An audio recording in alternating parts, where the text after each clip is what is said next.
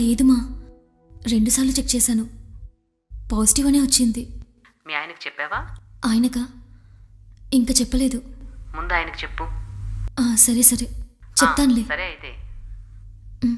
సరే మా, బాయ్. ఏమండి?